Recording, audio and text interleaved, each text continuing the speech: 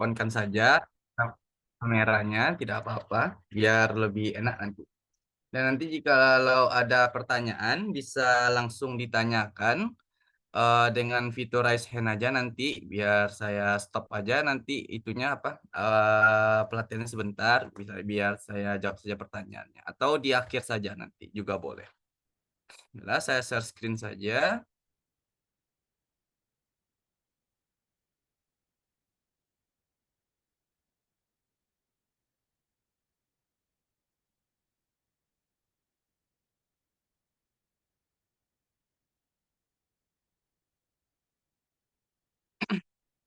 Nah, baiklah. Pada hari kedua ini, kita akan berfokus kepada penggunaan ArcGIS Pro di dalam data-data yang ada di industri pertambangan. Nah, kita masuk nanti di dalam processing dua dimensi data spasial untuk ArcGIS Pro. Nah, data yang kita gunakan untuk pelatihan hari ini tidak tidak terlalu khusus untuk data pertambangan, tidak data pertambangan sebenarnya. Datanya bersifat umum. Kenapa seperti itu? Karena data-data di industri pertambangan itu bisa dikatakan tertutup, tidak bisa sembarangan digunakan. Oleh karena itu saya menggunakan data-data yang bersifat umum saja dulu, tapi ini bisa diimplementasikan ke data-data yang ada di industri pertambangan. Juga saya juga mempersiapkan data apa namanya? Data survei topografi sudah saya siapkan juga di grup, sudah dikirimkan juga. Itu bisa digunakan nanti di akhir nanti. Di dalam processing data dua dimensi ini, kita akan bermain bagaimana cara mengolah, menampilkan, dan memotong-motong data-data vektor dan data raster dalam bentuk dua dimensi. Nah, data vektor dan data raster itu juga sudah disampaikan sebelumnya di pertemuan kemarin. Kita juga sudah membahasnya. Sekarang kita membahas bagaimana cara memproses data-data tersebut. Nah, yang pertama, kita akan masuk ke dalam georeferencing. Kemarin sudah saya jelaskan apa itu georeferencing. Georeferencing itu dasarnya adalah bagaimana cara kita memasukkan sistem koordinat ke dalam peta analog yang tidak memiliki sistem koordinat di dalamnya, seperti peta foto dalam format foto JPEG itu. Nah, bisa kita masukkan ke dalam ArcGIS dan bisa kita gunakan. Mana dalam ArcGIS itu syarat digunakannya suatu data adalah data tersebut harus memiliki sistem koordinat di dalamnya. Sebentar.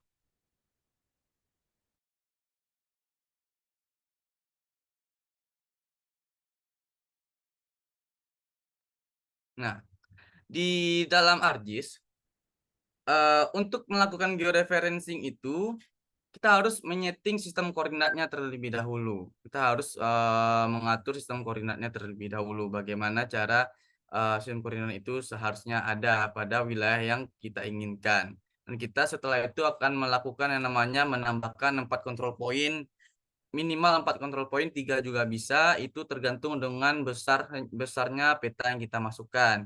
Ternyata kita bisa update sistem koordinatnya dan kita bisa ekspor atau kita analisis selanjutnya atau kita digitasi.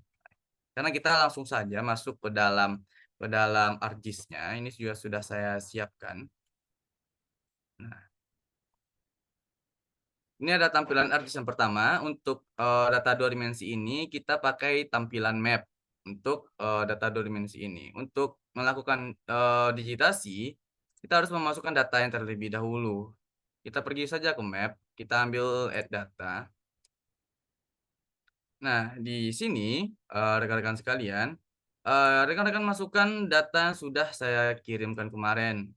Nah, data yang sudah kirimkan, ambil saja yang di bagian georeferencing, ambil saja yang non georef pertambangan. Karena untuk yang pertambangan saja itu sudah tergeoreferencing, sudah ada sistem koordinat di dalamnya. Dan non ini belum ada sistem di dalamnya. Nah, diklik dan kita oke-kan saja.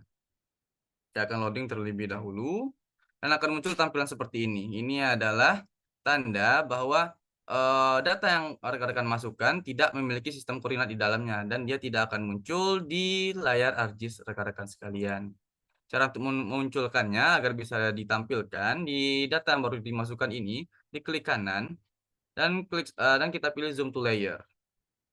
Dan dia akan muncul langsung di layar ArcGIS rekan-rekan sekalian.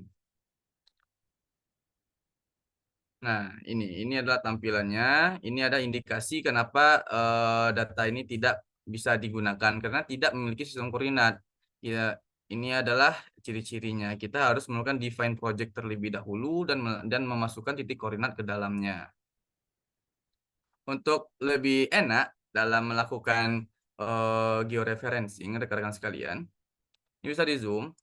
Untuk melakukan georeferencing ini, syaratnya adalah peta ini harus ada grid di dalamnya. Jikalau tidak ada grid di dalamnya, ini adalah grid. Ini grid. Jikalau tidak ada grid, akan susah untuk melakukan georeferencingnya karena pertemuan antara grid ini yang kita jadikan patokan untuk melakukan georeferencing, rekan-rekan sekalian. Adalah patokannya.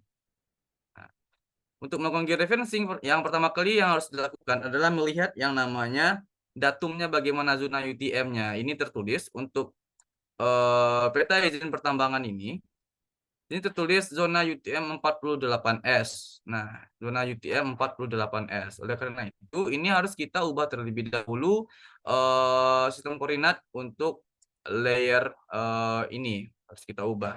Di layer map ini, kita klik kanan, kita klik properties. Kita pilih ke koordinat sistem. Nah, di sini harus kita ubah sistem koordinatnya. Nah, ini dituliskan bahwa di sini 48S. Ini kita klik kanan lagi, properti. Di sini harus kita ubah. Ini yang current XY ini kita ubah jadi 48S. Ambil project coordinate system, kita pilih UTM, pilih ke WGS 1984, dan kita pilih shorten, dan kita pilih pilihannya di sini adalah 48S. Kita ambil saja 48S dan kita okekan saja. Dan dia sudah memiliki sistem koordinat UTM 48S. Ini kita zoom to layer lagi. Data yang kita masukkan tadi, dia sudah masuk. Ini bisa kita cek. Kita klik kanan. Kita klik property. Untuk melihat sistem koordinatnya. Kita pilih source. Nah, di sini ada spatial reference. Nah, di sini tertulis unknown coordinate system. Nah, ini harus kita tambahkan koordinat sistem di dalamnya dengan cara georeferencing rekan-rekan sekalian. Cara selanjutnya untuk melakukan georeferencing setelah kita memasukkan sistem koordinat ke dalam layer map-nya, selanjutnya adalah kita harus mendefine project ini. Caranya kita pilih analisis, kita pilih tools, atau bisa kita klik saja di sini, kita ketik saja di tools ini, define tools-nya, define.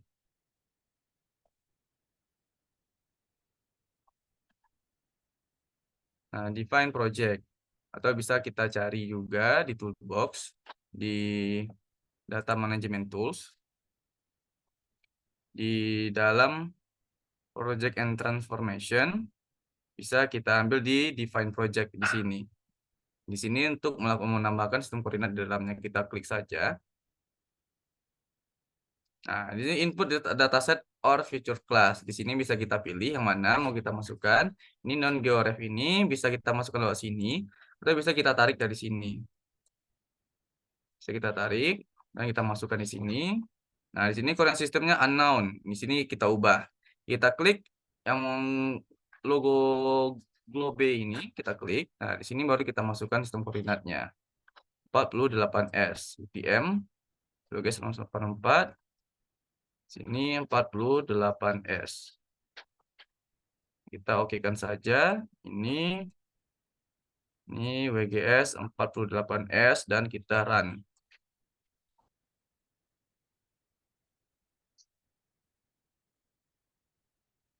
Dan untuk data peta yang sudah kita masukkan ini sudah memiliki sistem koordinat di dalamnya. Kita property, kita tengok di source-nya, spatial reference-nya sudah ada di sini. WGS 1984 UTM zona 48S. Ini sudah ada sistem koordinat di dalamnya. Tetapi ini belum bisa kita overlay atau kita tumpang tindihkan dengan data-data jalan ataupun data-data sungai yang apa namanya berdekatan dengan data peta kita ini. Misalnya eh, bisa kita cek apakah ini sudah tergeoreferencing, apakah sudah ada sistem koordinat di dalamnya yang ada control point-nya. Bisa kita cek dari base map-nya atau tidak di sini saja. Ini ada World Topographic Map. Ini bisa kita klik. Nah, jikalau dia tidak akan muncul, bisa kita inikan saja di World Topographic Map ini. Kita klik kanan, kita zoom to layer.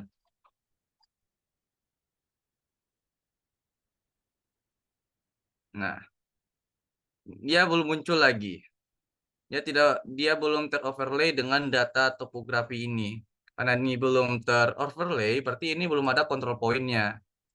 Kita klik kanan lagi, kita zoom to layer. Nah, oleh karena itu kita harus menambahkan control point dengan cara georeferencing. Caranya dari ini, kita klik, kita pilih ke raster layer. Maaf, kita pilih ke edit. Nah, di imagery, di sini ada namanya tools georeference. Kita klik kanan, klik kiri, maaf. Nah, di sini kita melakukan georeferencing, rekan-rekan sekalian. Di sini kita melakukan georeferencing dengan menambahkan 4 titik control point. Untuk menambahkannya, di sini ada add control point ini. Dan setelah menambahkan control point, kita bisa apply control point-nya atau kita save edit nanti. Bisa saya contohkan. Nah,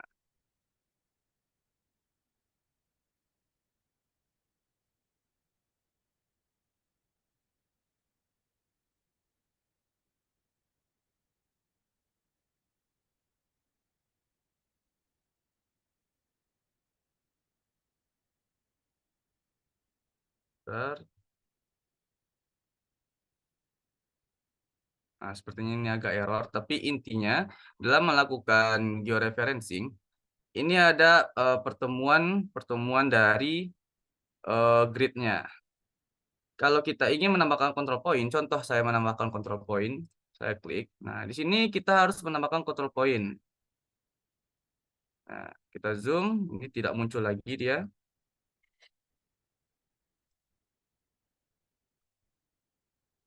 Nah, contoh saja di sini saya menambahkan control point, klik kiri. Nah, di sini untuk menambahkan koordinatnya, klik kanan. Nah, di sini kita menambahkan koordinatnya sesuai dengan yang ada di sini. Kita bisa menambahkan show coordinate system in DMS. Nah, di sini kita okekan saja. Nah, di sini kita memasukkan koordinatnya. Untuk lebih gampang, biar tidak error nanti, bisa untuk gambarnya atau fotonya, foto petanya, kita masukkan saja, kita buka saja di file Explorer.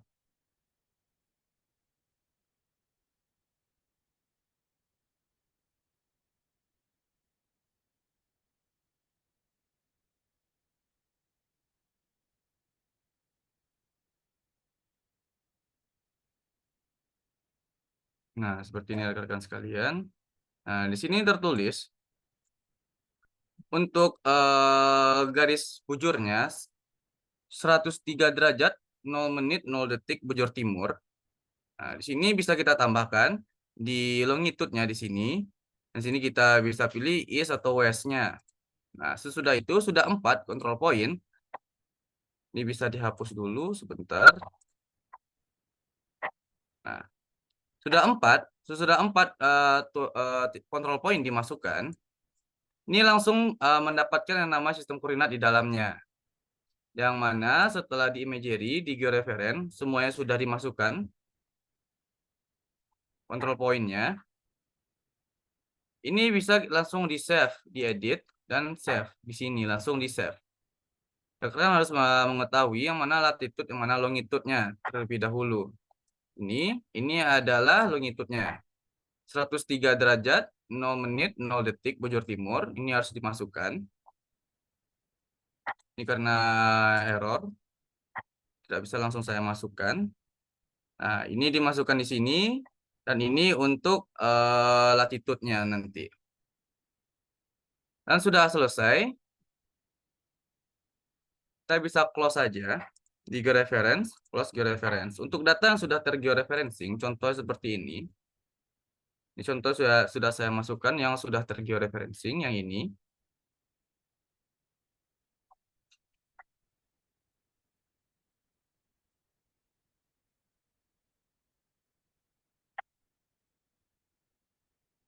Nah, ini adalah contoh data yang sudah tergeoreferencing. Bisa dilihat terlebih dahulu, properti. Nah, ini sudah tergeoreferencing. Nah, untuk mengetahui ini sudah atau belum, bisa dicek lagi di topographic map ini. Diokekan, dan dia akan teroverlay dengan topografinya, peta topografi yang sudah disediakan oleh ArcGIS. Dia akan teroverlay di daerah Bengkulu. Nah, dia akan langsung teroverlay seperti ini. Untuk batasannya juga bisa langsung terlihat, untuk batasan jalannya. Nah, ini adalah data peta analog yang sudah tergeoreferencing. Sesudah tergeoreferencing, ini bisa kita gunakan untuk kita digitasi atau kita ambil data yang ada dalam peta ini. Ini ada data WIUP-nya. Ini bisa kita ambil dengan melakukan digitasi rekan-rekan sekalian.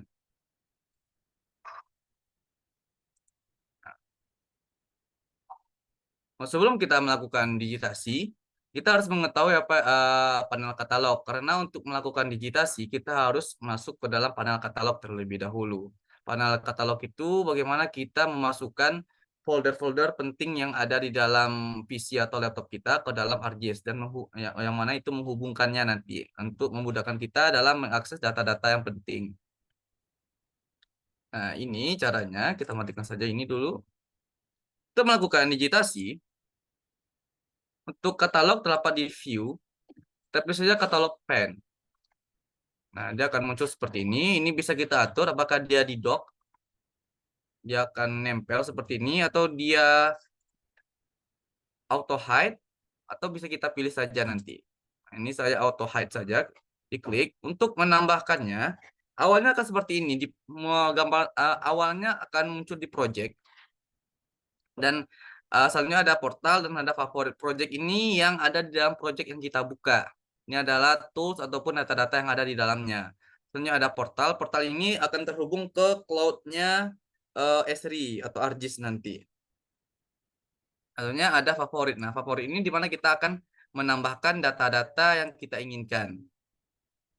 Caranya dengan add item ini, tapi saya add folder di sini.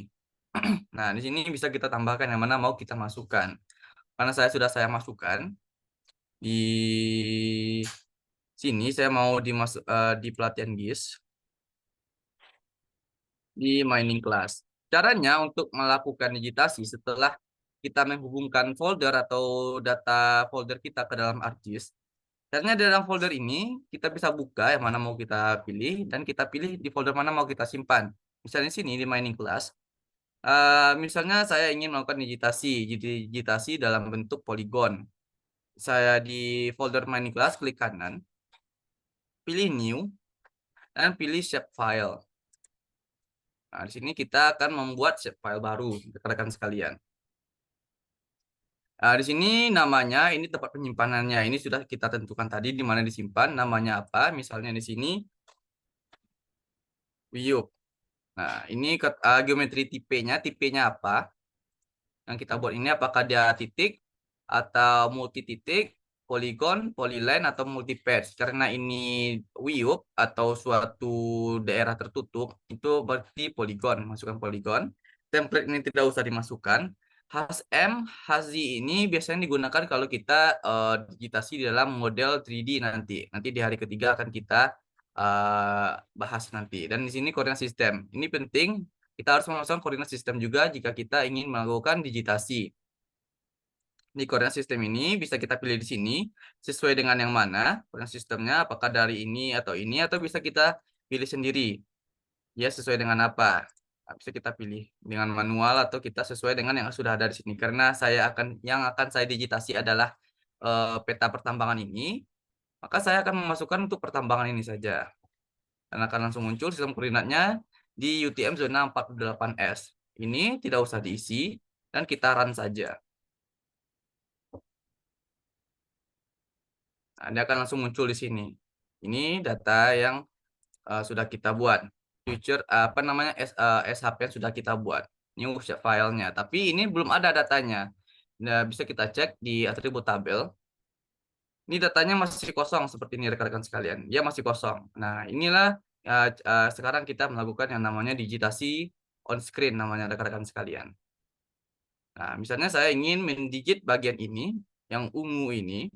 Caranya adalah di bagian view ini, kita pilih di bagian edit, kita pilih di create ini. Create ini, kita klik. Nah, di sini kita akan melakukan edit atau kita menambahkan bentuk di dalam view kita. Ini kita klik view-nya atau yang sudah kita buat dan kita bisa pilih. Di sini kita mau bentuk pengambilan bagaimana. Ini modelan poligon saja. Ini ada autocomplete polygon. Ini bisa kita right rectangle polygon dan ini bisa kita pilih juga yang mana mau kita gunakan sesuai dengan kebutuhan nantinya. Karena ini hanya sedikit, kita pakai saja yang ini, kita klik. Nah, nanti untuk mendigitnya sebaiknya harus di zoom seakurat mungkin agar datanya tidak berubah-ubah nanti. Nah, kita klik saja, klik kiri, kita tarik karena dia hanya lurus kotak saja. Kita klik lagi, kita klik lagi. Nah, sampai tertutup semuanya. Dan ini yang terakhir, kita klik 2 kali. Nah, dia akan langsung terbentuk SHP-nya, data SHP yang sudah kita buat ini yang bernama Wiyup ini akan langsung ada datanya. Ini adalah datanya rekan-rekan sekalian. Dan untuk menyimpannya, kita klik saja di edit ini, kita klik yang save. Kita klik save. Nah, save all edit, yes. Dia akan langsung tersimpan rekan-rekan sekalian. Ini bisa kita cek apakah sudah ada datanya di SHP baru yang sudah kita buat, kita klik kanan, kita pilih atribut tabel. Nah, ini yang sudah terbentuk. Nah, ini adalah datanya. Kita clearkan birunya, biru artinya terselect. Nah, ini adalah data sudah kita buat. Ini adalah sudah kita buat. Ini adalah cara untuk melakukan digitasi rekan-rekan sekalian. Ini juga sudah. Nah, ini untuk melakukan digitasi tadi. Ini juga bisa untuk melakukan digitasi ini kita mengambil semua datanya dengan cara di bagian view ini kita bisa menambahkan lagi. Ini view. Kita bisa menambahkan lagi di bagian ini. Kita tambah. Caranya seperti tadi, kita blok lagi semuanya. Kita blok lagi.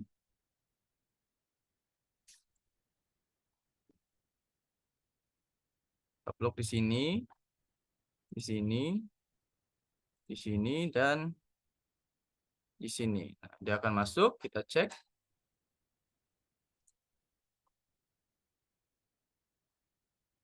Ini juga sudah masuk, datanya ada 2 data. Nah, untuk ini juga bisa kita lakukan dengan cara yang sama juga dengan mengambil data Wiyup-nya. Ini juga sudah kita klik, dan kita ambil lagi dengan cara yang sama. Klik kiri. Ini datanya tidak terlalu, apa namanya, tidak terlalu spesifik atau akurat karena ini hanya untuk pelatihan saja. Kalau ingin lebih akurat untuk melakukan digitasi ini untuk batasnya, rekan sekalian, untuk batas ini harus sangat-sangat di zoom karena untuk data peta yang kita masukkan dalam bentuk dia pixel karena dalam bentuk pixel ini dia akan kotak-kotak seperti ini untuk garis-garisnya. Karena itu harus kita zoom sezoom mungkin agar kita bisa menentukan yang mana tengahnya atau mana batasnya secara akurat. Kita klik, nah seperti ini. Nah, bisa kita ambil lagi di bagian sini.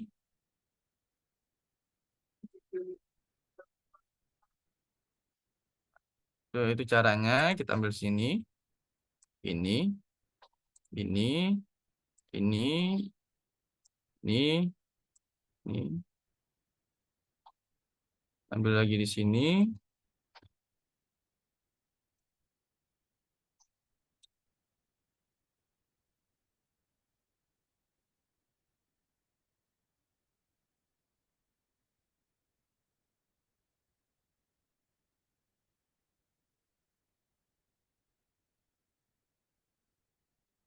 Nah, di sini,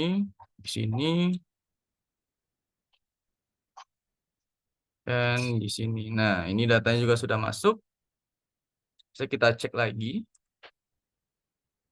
atribut tabel. Nah, ini juga sudah masuk, ada 3 data yang masuk. Nah, ini adalah cara bagaimana kita mengambil data peta analog yang sudah kita georeferencing dengan melakukan yang namanya digitasi on screen, namanya rekan-rekan sekalian. Di dalam ini, apakah ada yang mau ditanyakan dalam georeferencing dan digitasi? Ya, silakan. Pak Baru mau, silakan. Mas, punten kalau misalnya pas salah klik gitu itu ngapusnya pencet apa ya, Mas? Bagaimana, Mas? Kecil suaranya? Eh, ini kalau misalnya salah klik gitu atau gimana, Oh, pengen dihapus pencetnya yang mana ya? oh, kalau salah hapus. Misalnya ini, apa namanya? Dicontohkan saja. Misalnya ini. Dan salahnya di sini ya kan. Nah, ini bisa kita klik kanan saja. Nah, di sini bisa dihapus, di finish atau cancel di sini. Nah, dia akan terhapus. Tapi dia untuk digitasi ini harus hati-hati. Biasanya dia bisa Ctrl Z. Nah, dia bisa Ctrl Z untuk mengunduh data yang salah. Misal kita salah menitikan, bisa Ctrl Z saja. Nah, ini misalnya salah. Nah, dia akan kembali lagi ke yang ke awalnya. Tetapi usahakan jangan salah karena kalau salah nanti data ini kan dia berbentuk poligon. Bentuk poligon ini nanti dia error karena data titik yang selanjutnya itu karena salah diunduh, makanya data yang sebelumnya itu nanti bakal error menjadinya. Nah, itu caranya. Di Ctrl Z saja untuk mengunduhnya. Ya, atau mungkin ingin mengedit data yang ini, data yang sudah diambil seperti ini. Ingin mengeditnya. Ambil map dulu, kita clearkan semuanya. Nah, misalnya ini, ingin mengeditnya. Nah, di edit ini kita bisa mengedit bentukan ini yang sudah kita select. Klik ke edit, kita pilih ke tools di sini, bisa kita pilih mau yang bagaimana edit vertikal. Edit vertikal ini artinya kita bisa mengubah poin-poin atau batasan-batasan titik yang sudah kita ambil tadi, misalnya ini. Nah, ini akan muncul seperti ini. Nah, muncul seperti ini.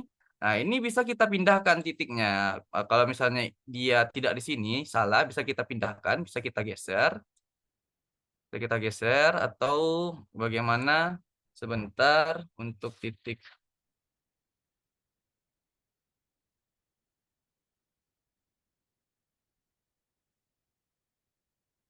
Sebentar, my failure.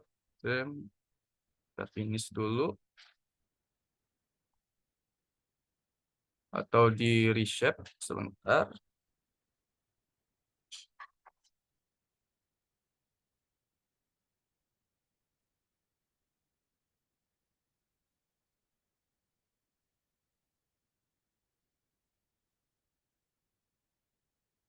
Nah, intinya nanti untuk melakukan pengeditan di dalam data yang sudah kita buat, bisa di sini, ada di sini move, rotate, scale, move to, ada di sini edit vertikal, reshape lagi. Nah, di sini untuk mengeditnya, bisa kita split, untuk kita potong, atau divide, atau kita memotong sesuai dengan ukuran yang kita inginkan nanti. Bisa kita klik lagi. Nah, di sini untuk mengedit data-data SAP yang sudah kita buat. Sini caranya dipilih diedit. Nah, di bagian sini. Sini kita bisa mengeditnya nanti rekan-rekan sekalian. Sebentar di edit vertikal.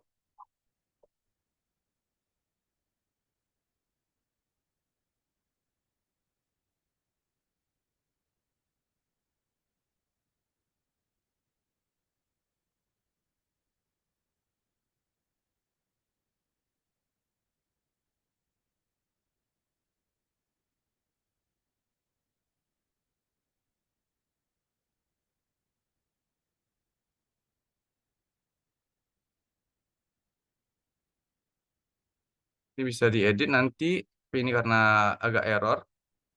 Misalnya ini kalau diklik, ini hanya salah satu titik. Ini kalau kita drag, dia akan bergerak saja. Yang titiknya saja, bukan seluruhnya. Ini karena error, tidak, makanya dia bergerak semuanya.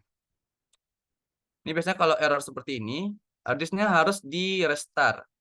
di restart, dan masuk lagi, dia akan pulih kembali. Nah, itu caranya. Itu rekan-rekan sekalian. Misalnya ingin main digit jalan juga sama, atau sungai juga sama. Caranya kita harus create feature lagi di sini. Misalnya new di shape file. Nah, di sini bisa kita masukkan modelnya apa. Kalau jalan, sebaiknya untuk jalan, kita pakai polyline. Kita ambil polyline rekan-rekan sekalian. Untuk jalan.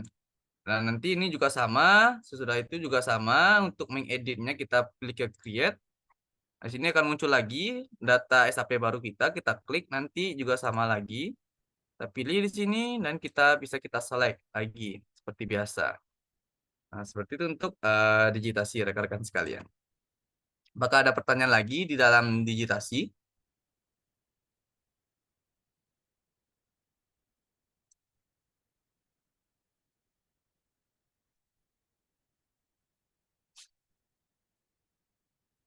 Kalau tidak ada pertanyaan di dalam digitasi, kita lanjutkan. Ya, edit dulu, kita save. Yes. Nah, kita save. Nah, selanjutnya kita akan masuk dalam processing data vektor. Kita akan memproses bagaimana data vektor itu. Yang pertama, kita akan memproses atribut tabelnya, simbologinya bagaimana, cara labeling, cara klik data vektor, dan erase data vektor.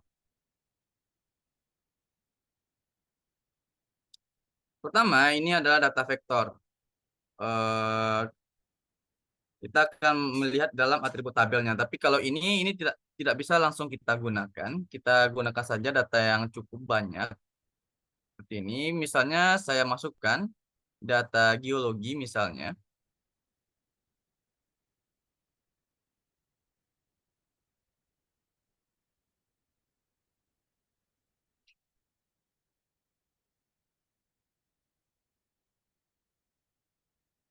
Saya masukkan data geologi.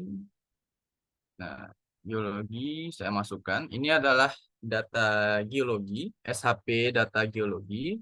Ini belum muncul, kita zoom to layer lagi. Sampai dia muncul seperti ini. Ini adalah data geologi dalam format SHP. Jenis SHP-nya Polygon. Nah, ini bentukannya. Pertama kita akan membahas dalam atribut tabel. Untuk atribut tabel ini, untuk mengaksesnya seperti yang sebelumnya, kita klik kanan, kita bisa pilih di atribut tabel. Nah, di sini kita untuk mengakses atribut tabelnya. Atribut tabel dia berbeda dengan ArcGIS biasa. Dia berwarna hitam putih. Kalau di tema dari ArcGIS Pro rekan-rekan belum diubah menjadi hitam seperti ini, dia akan putih biru. Tapi kalau sudah diubah dia akan seperti ini bentukannya. Ini tergantung preferensi rekan-rekan nanti bagaimana. Nah, di sini adalah tampilan dari atribut tabelnya. Sama, hampir sama. Untuk tools atribut tabelnya di sini letaknya untuk add field, untuk kalkulatornya bagaimana di sini semuanya. Dan untuk men-add field-nya biasanya kalau untuk di ArcGIS desktop, ArcGIS 10.8 atau yang di bawahnya, untuk add field dia akan muncul sebelah kini, di sebelah kanan paling ujung biasanya. Tapi untuk add field di ArcGIS Pro dia akan muncul di bagian bawah rekan-rekan sekalian. Di sini kita pilih add, dia akan muncul seperti ini. Dia akan muncul tab baru dan akan seperti ini. Untuk menambahnya di bawah, untuk field name-nya apa? Kita akan menambahkan apa? Contohnya apa? Itu data tipe-nya apa? Nah, data tipe ini harus rekan penting untuk diketahui. Data ini tujuannya untuk apa? Jikalau itu untuk perhitungan, sebaiknya menggunakan double. Nah, kalau itu untuk memasukkan tanggal atau waktu, ambil date. Kalau itu hanya untuk memasukkan data keterangan seperti lulus tidak lulus, nama seperti itu, nah, ambil teks. Untuk short, long sama float ini bisa digunakan kalau data itu ada indikasi dalamnya angka-angka desimal, bisa digunakan ketiga ini. Untuk data bisa juga menggunakan double, tapi kalau untuk presisi yang lebih tinggi, gunakan double untuk datanya rekan-rekan sekalian. Pindahkan double. Nah, kalau sudah bisa di close. Kita untuk menyimpannya kita close saja file baru ini atau tab barunya kita close. Nah, save all charge. Kalau ingin save kita yes, kalau tidak kita tekan no. Ini tidak akan saya save, saya tekan no. Nah, seperti itu rekan-rekan sekalian. Misalnya untuk perhitungan luasan bisa juga kalkulatornya. Ini kalkulator atribut tabelnya seperti ini, hampir sama. Nah, bersama dengan ArcGIS Desktop bisa rekan-rekan gunakan nantinya.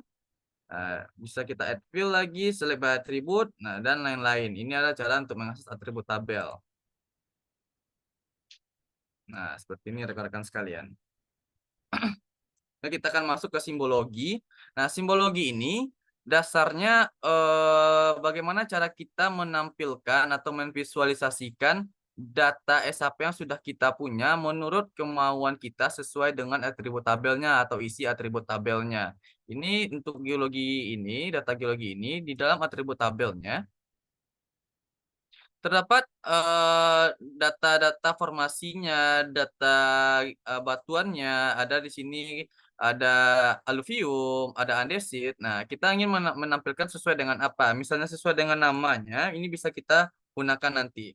Dengan cara untuk simbologi, caranya seperti ini. Bisa kita klik kanan pada data SHP geologi kita atau data SHP kita, klik kanan. Dan di sini kita ambil simbologi di sini.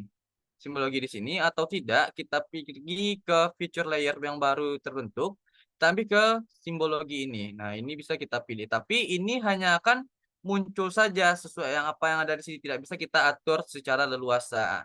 Karena itu kalau ingin mengatur secara lebih leluasa, caranya kita klik kanan, kita pilih ke simbologi.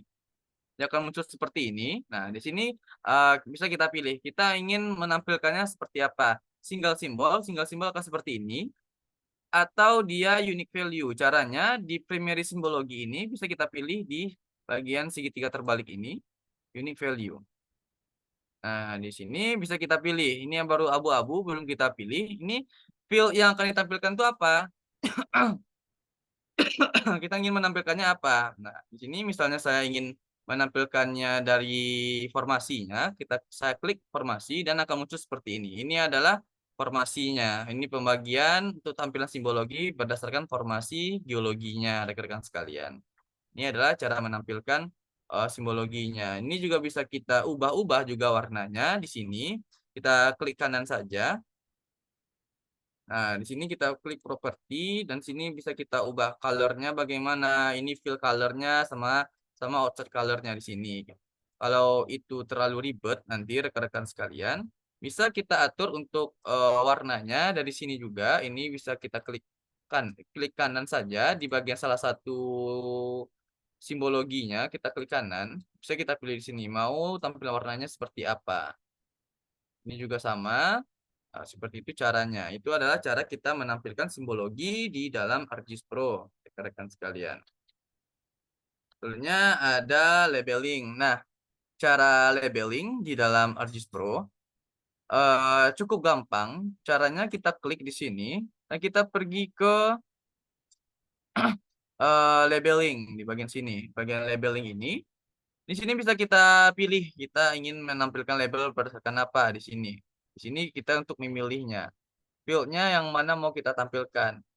Ini field ini yang kita tampilkan bisa tidak sesuai dengan simbologi yang sudah kita inginkan dan juga bisa sesuai. Tergantung dengan kemauan kita bagaimana. Kita ingin menampilkan simbologinya berdasarkan nama, tetapi untuk labelnya berdasarkan formasinya misalnya bisa juga. Nah, itu bisa kita atur nanti di dalam simbologi nantinya dalam labeling rekan-rekan sekalian. Labeling ini artinya kita menambahkan label ke dalam tampilan SHP kita sesuai dengan atribut tabelnya lagi. Nah, ini misalnya untuk field-nya untuk simbologi untuk ini apa namanya labeling ini kita klik kanan pada field ini. Kita klik di sini bisa kita pilih berdasarkan apa name, formation, kelas litologi dan lain-lain mau pilih bagian mana. Misalnya saya mau pilih di bagian di bagian simbol. Nah, ini belum muncul lagi walaupun ini sudah tercentang label feature in this class, walaupun ini sudah tercentang, ini belum muncul lagi rekan-rekan sekalian. Cara untuk memunculkannya dengan cara label ini kita klik, kita aktifkan dan dia akan muncul seperti ini. Dia akan muncul untuk labelingnya. Nah, di sini bisa kita atur untuk labelingnya untuk jenis fontnya bagaimana. Nah, di sini jenis fontnya untuk tampilan fontnya bagaimana, apakah dia regular, apakah dia bold atau tebal. Ini untuk warna warna tulisannya dan ini untuk besar kecilnya tulisan, ukuran tulisannya di sini. Nah, ini untuk lokasi atau di mana label ini akan tampil. Nah, di sini rekan-rekan sekalian, bisa basic polygon dan lain-lain. Bisa tergantung kebutuhan rekan-rekan nantinya atau bisa juga di sini kita klik kanan di sini kita pilih di label properti. Yang akan muncul seperti ini. Ini adalah label propertinya rekan-rekan sekalian.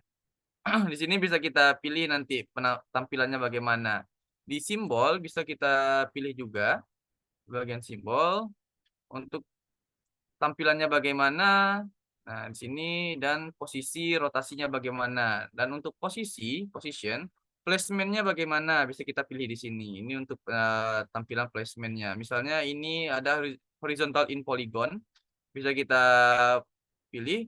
Di sini misalnya curve in polygon, misalnya ini, nah dia akan berubah juga. Nah, sesuai dengan yang kita inginkan. Nah, caranya seperti itu rekan-rekan sekalian. Ada di kelas. Nah, untuk menampilkan sesuai dengan kelas, ini kalau kita menampilkannya dari label propertinya, ini agak ribet. Ini harus kita hapus terlebih dahulu, harus kita hapus untuk menampilkannya dan caranya untuk kita mau yang mana mau kita tampilkan misalnya simbol, kita klik 2 kali di bagian simbol ini, klik 2 kali, dia akan seperti ini dan kita apply. Baru dia akan muncul. Nah, dia caranya seperti itu rekan-rekan. Kalau rekan-rekan untuk labelingnya mulainya dari sini, label properties ini. Nah, untuk labeling ini apakah ada pertanyaan rekan-rekan sekalian? Kita akan perbanyak saja untuk tanya jawabnya hari ini. Apakah ada pertanyaan? Jikalau ada, dipersilahkan.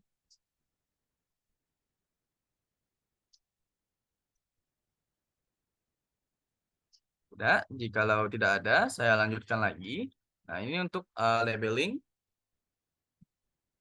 Sebetulnya ada clip dan erase. Nah, untuk clip dan erase, clip itu artinya kita memotong data SHP kita sesuai dengan yang kita inginkan. Misalnya itu data jalan, atau data sungai, ataupun data batas, kita ingin memotong sesuai dengan poligon yang kita inginkan. Itu bisa kita gunakan dengan cara clip, rekan-rekan sekalian. Misalnya ini, saya ada data, add data, misalnya ini saya ada geologi.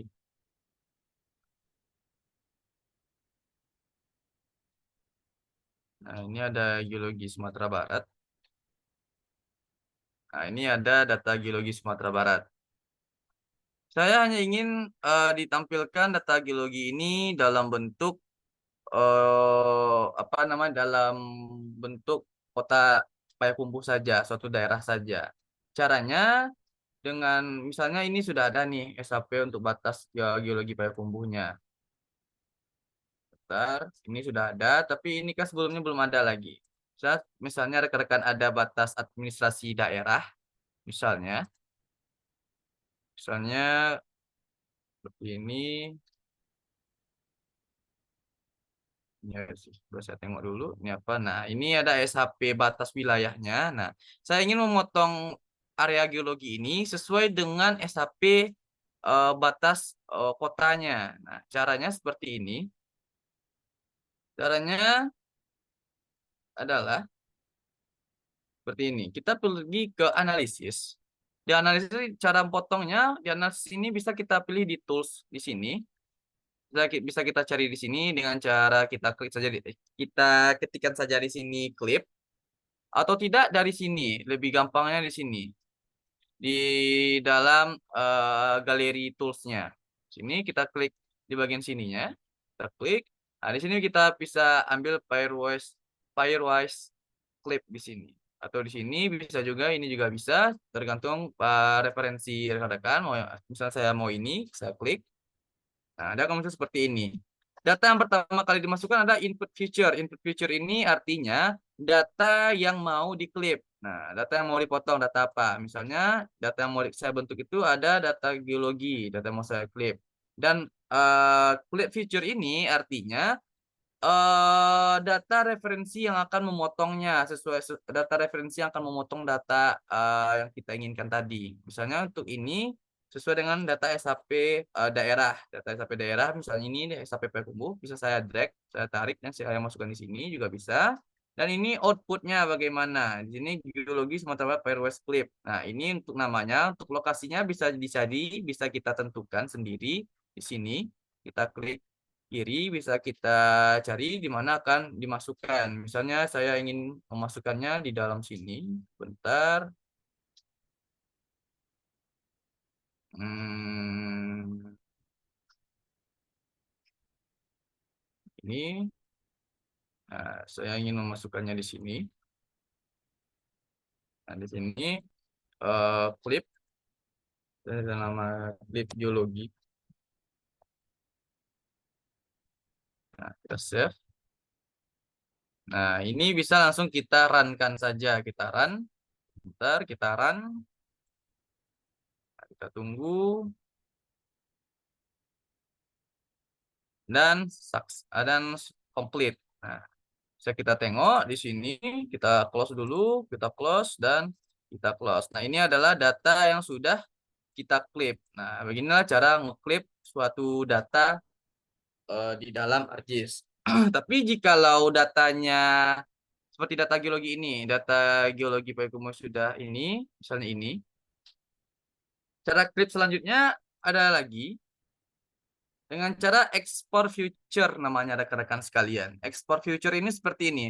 Datanya sudah ada, data tidak terlalu besar, dan data itu tidak terlalu menyebar letaknya. Letaknya sudah ditentukan seperti ini. Nah, misalnya untuk geologi ini, untuk labeling sebentar.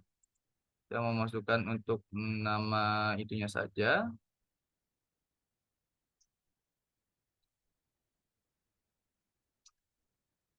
Untuk namanya. Nah, ya.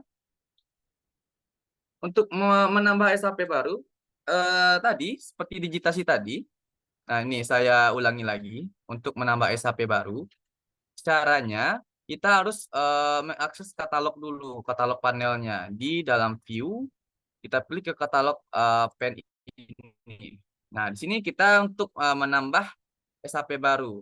Ini awalnya akan di project, tapi kita ambil di favorit. Di sini kita add dulu folder yang mau kita input, yang mana. Sudah di input, dia akan muncul seperti ini. Nah, dia akan muncul seperti ini. Dan kita pilih di mana mau kita simpan. Misalnya saya ingin menyimpannya di sini, di pelatihan GIS, di mining class. Di ini kita klik kanan di folder yang kita inginkan. Dan kita klik kanan lagi. Kita pilih ke new. Dan kita pilih shape file.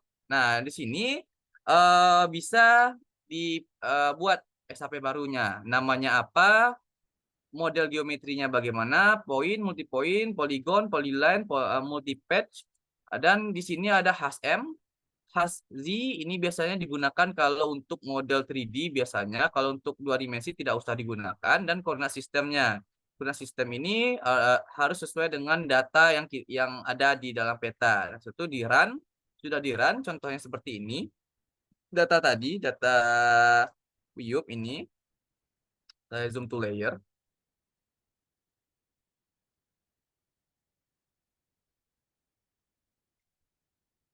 Nah, seperti ini.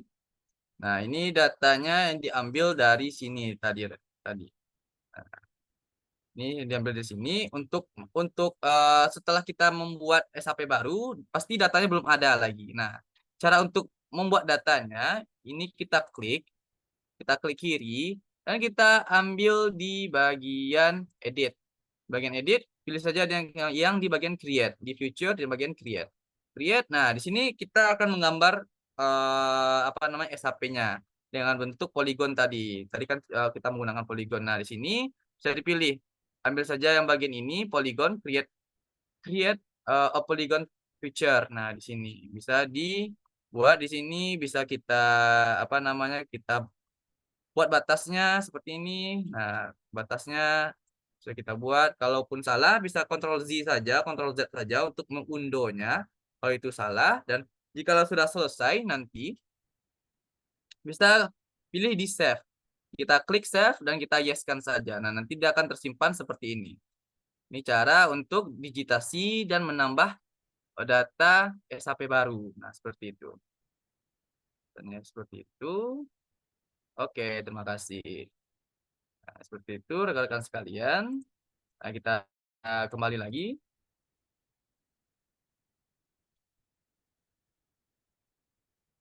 Nah, selanjutnya kita di klip tadi ya kan. Di klip kita mau ngeklip sesuai dengan data yang ada. Kita hanya mau tapi tidak ada apa namanya data data referensinya. Misalnya ini saya mau ngeklip di bagian aluvium. Nah, caranya kita klik saja di map atau di edit. Misalnya di edit. Nah, kita pilih, kita klik yang ini, select ini. Nah, ini namanya select by attribute atau export by attribute namanya. Caranya kita klik saja yang mana kita inginkan. Misal saya ingin mengekspor bagian aluvium saja, saya klik. Nah, dia akan biru seperti ini. Biru artinya dia terselect. Bisa di bagian sini, kita pilih dari sini, atau bisa dari atribut tabelnya. Atribut tabel. Nah, di bagian sini bisa dari atribut tabelnya. Bisa kita pilih misalnya di sini. Nah, dia akan apa namanya terselect nanti. Nah, ini dia akan terselect. Bisa di bagian sini, dia akan terselect lagi bagian yang kita inginkan. Nah, seperti ini. Nah, seperti itu caranya untuk kita ingin yang mana mau kita select untuk kita ekspor. Dan cara selanjutnya, kita klik kanan pada data yang sudah kita select ini, kita klik kanan, kita pilih data, dan kita pilih export future. Export future dan akan langsung seperti ini. This input has a selection record to be processed 1. Artinya, sudah ada data yang terselect di dalam SAP kita. Nah, jikalau kita ekspor, maka yang terekspor hanyalah data yang terselect. Nah, ini seperti ini. Ini outputnya di mana misalnya. Nah, di sini misalnya ekspor, saya bisa ekspor. Saya save. Nah, kita oke kan. Oke. Dia akan run. Dan dia akan seperti ini. Kita matikan. Nah, dia akan seperti ini rekan-rekan sekalian. Dia hanya akan muncul bagian yang kita ekspor saja. Untuk atribut tabelnya kita cek. Nah, dia hanya satu aluvium saja. Nah, dia akan cuman hanya akan terekspor bagian aluvium saja. Ini kenapa dia muncul seperti ini? Karena tadi kita untuk simbologinya berdasarkan namanya tadi. Bisa kita atur lagi simbologi, unique value, formation. Kita bisa, nah kita atur lagi dengan klik ini, dia akan hanya muncul satu nanti.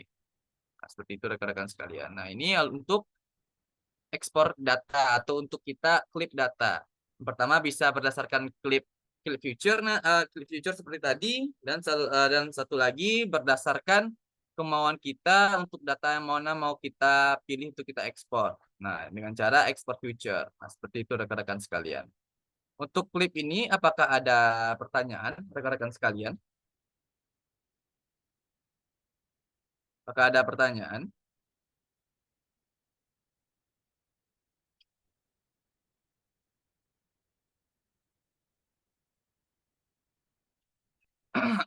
Jika kalau tidak ada, ya silakan. Boleh Pak Izin Rizky. tanya, Ya.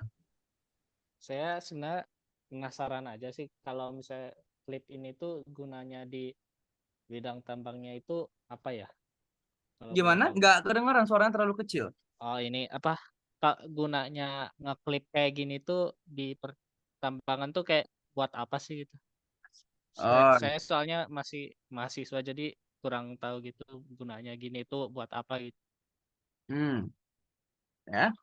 Kalau untuk di pertambangan, biasanya untuk kita melakukan ini Dalam pembuatan peta geologi regional, kita ingin mengambil data geologinya atau dalam pembuatan peta geologi yang lebih detail nanti. Peta geologi seperti ini. Saya ada data peta geologi.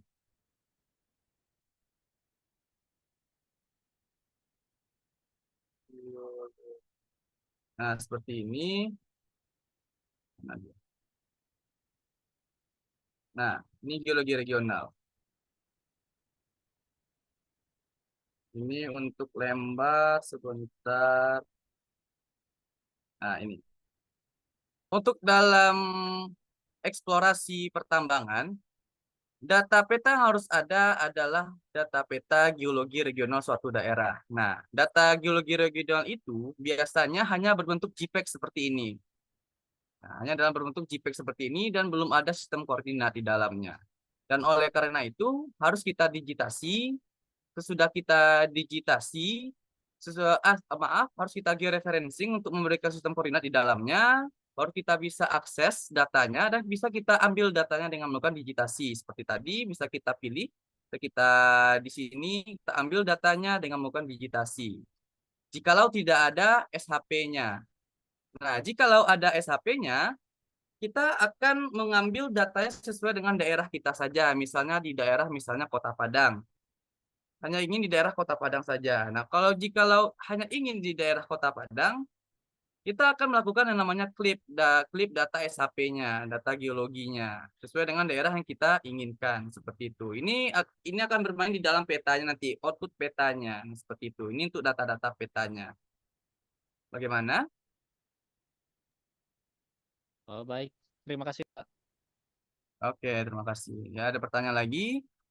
Apakah bisa import data TIFF dengan overlay topografi secara 3D? Bisa, bisa, tapi kalau di ArcGIS untuk pertanyaan yang ini, apakah bisa import data TIFF dengan overlay topografi secara 3D? Bisa, tergantung formatnya. Kalau formatnya TIFF nanti bisa. Nanti kita akan bahas di pertemuan 3 nanti. Nanti kita di pertemuan 3 kita akan bermain di dalam model 3D-nya nanti. Kita akan masuk ke dalam model DEM nanti sama model DSM-nya nanti. Nanti kita akan bahas bagaimana model. Tapi kalau datanya data model, itu biasanya berat di dalam ArcGIS Pro. Dia akan sangat-sangat berat. Dia hanya bisa untuk mengolah data-data apa namanya, data DEM biasanya data DEM dan model-model yang umum atau yang tidak terlalu berat itu bisa digunakan. Tapi juga bisa kita overlay nanti. Tapi sebagusnya untuk data 3D overlay topografi sebagusnya kita buat sendiri saja di dalam ArcGIS Pro. Tidak kita impor karena nanti kalau dia beda format kita masukkan ke dalam ArcGIS Pro dia akan masuk tapi nanti ada beberapa error nanti mana itu bisa menyulitkan kita. Harusnya itu dibuat saja di dalam ArcGIS nanti. Besok di pertemuan 3 kita akan bahas bagaimana bentukannya nanti. Apakah ada pertanyaan lagi?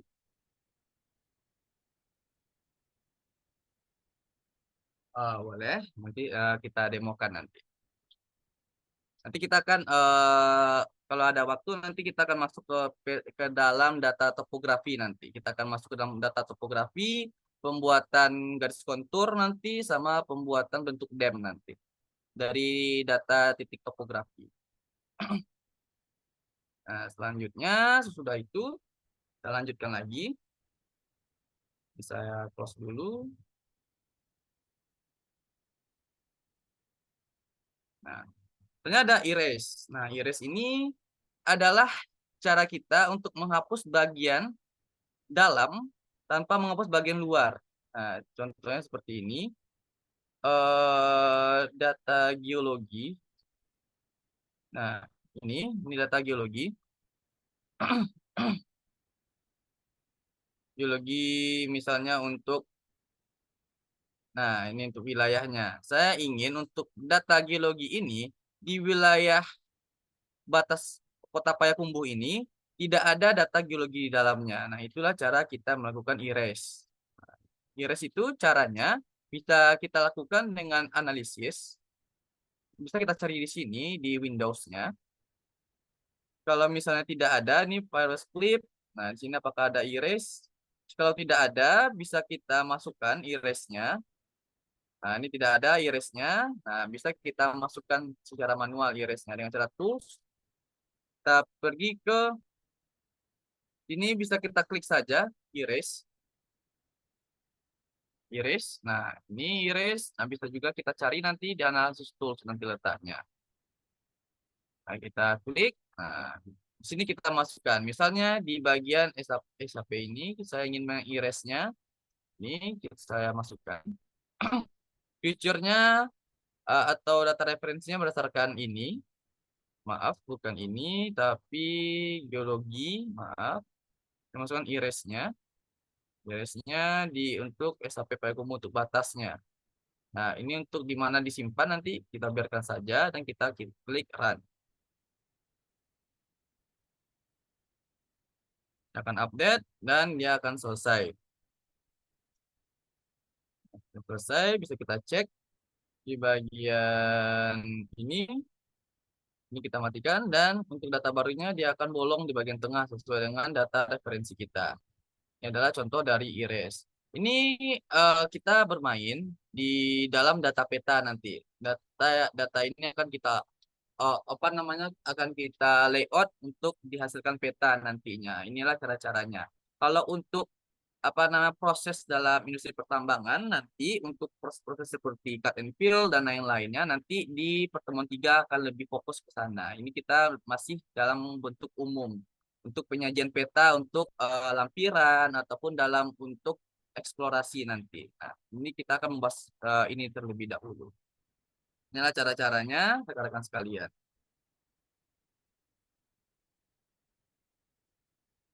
Nah, ada processing 2 dimensi, selanjutnya ada untuk data raster.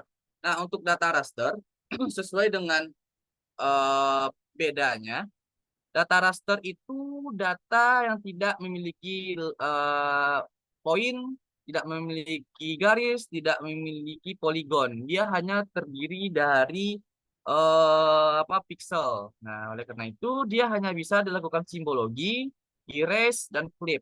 Dia tidak bisa dilakukan apa namanya simbologi, apa maaf, tidak bisa dilakukan labeling di dalamnya karena dia tidak ada atribut tabel di dalamnya. Oleh karena itu kita tidak bisa melakukannya. Caranya ini, misalnya saya masukkan terlebih dahulu data rasternya, saya potong. Ini juga data raster yang JPEG ini, tapi tidak usah. Saya masukkan dulu. Saya gunakan data dem. Saya masukkan data dem.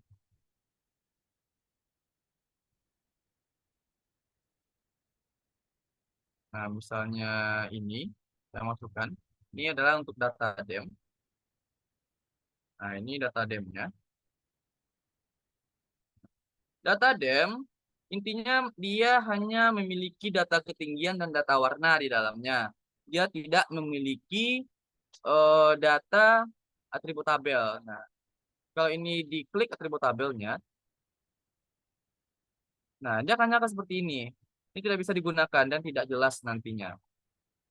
Nah, cara untuk menampilkannya sebentar untuk datanya kayak tumbuh, ini saja saya masukkan.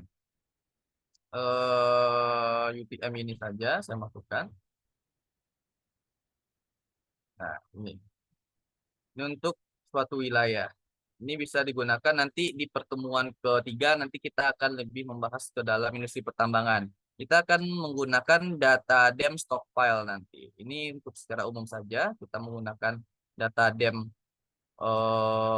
suatu daerah dulu, Sumatera Barat. Nah, untuk atribut tabelnya di sini, ini hanya data pixel saja yang ada. Ada hanya data pixel saja untuk full B dan lain-lainnya. Ini tidak bisa kita gunakan. Oleh karena itu tidak bisa untuk di labeling. Nah, untuk ini misalnya untuk UTM data-data raster ini dia tidak ada tempat labeling. Walaupun kita klik kanan di sini, kita masuk di sini, nah di sini juga tidak akan muncul labeling di sini. Ini hanya ada simbologi. Kita akan masuk ke dalam pertama, yaitu simbologi. Untuk simbologi, rekan-rekan sekalian, kita klik kanan. Bisa kita ambil di sini simbologi, atau kita bisa dari raster layernya. Ini kita pilih simbologi. Nah, ini simbologi. Kita bisa pilih sesuai dengan kemauan kita. Nah, misalnya saya mau dari sini, dari simbologi klik kanannya. Nah, di sini kita bisa pilih tampilannya bagaimana. Apakah tampilannya modelnya stretch, atau di stretch, classify, dan lain-lain. Nah, misalnya saya mau ambil dari classify, nah, dia akan muncul berbagai macam klasifikasi ketinggian nanti rekan-rekan sekalian. Untuk warnanya bisa kita pilih juga di color scheme-nya. Kita klik di sini. Jadi kita pilih sesuai dengan preferensi kita. Misalnya ini. Nah, dia akan muncul sesuai dengan ketinggian. Ini untuk pembuatan peta topografi nanti, data-data topografi.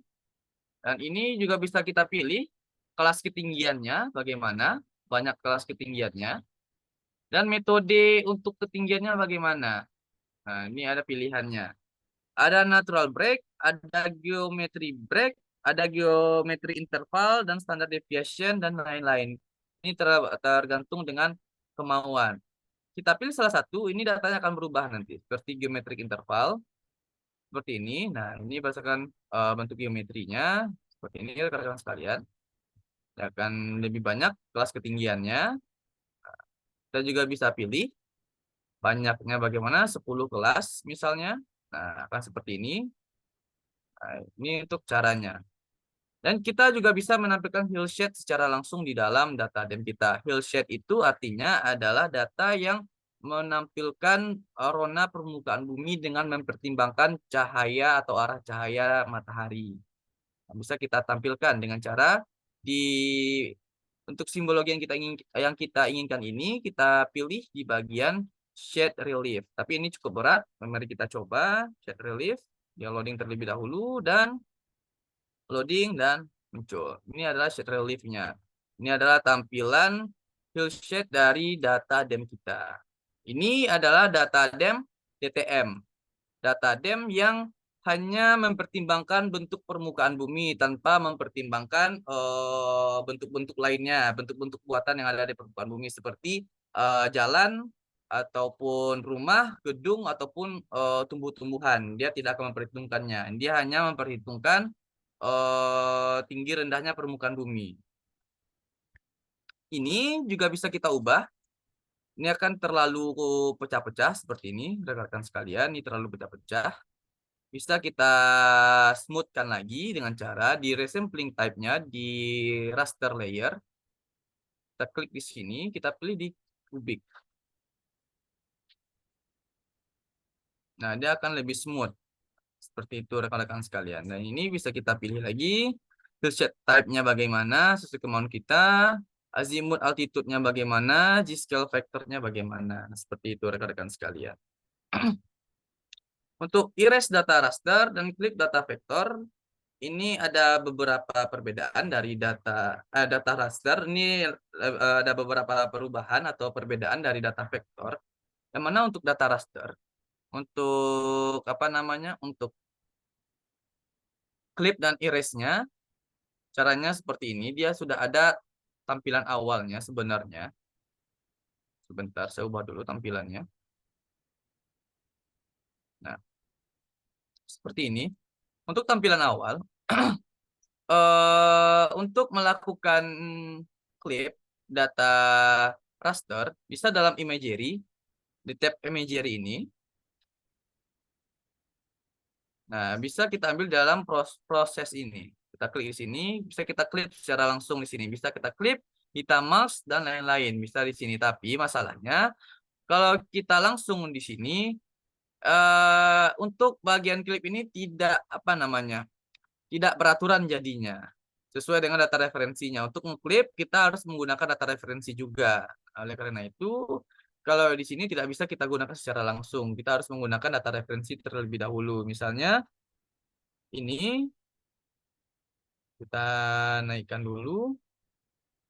Nah, kita ingin ngeklip untuk bagian sini saja, untuk bagian daerah ini saja. Caranya adalah di sini, eh, data referensinya kita pergi ke atribut tabel.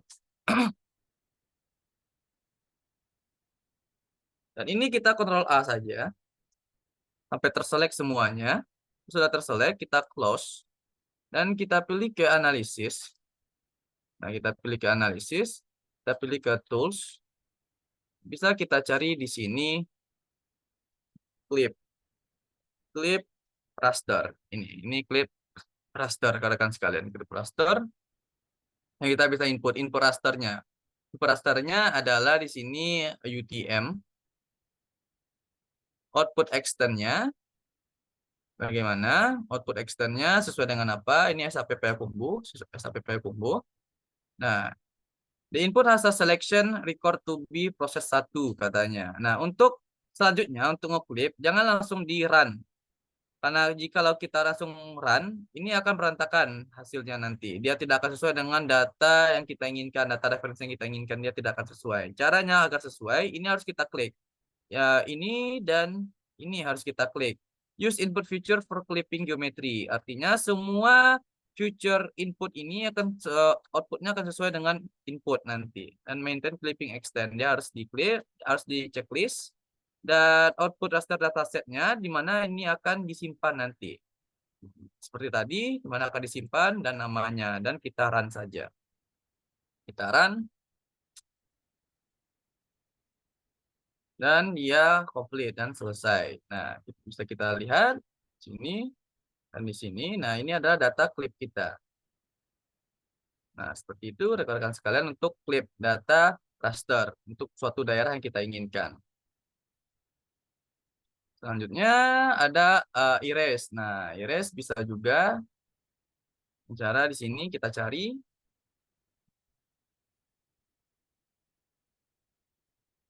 bisa dengan cara mask atau mask namanya.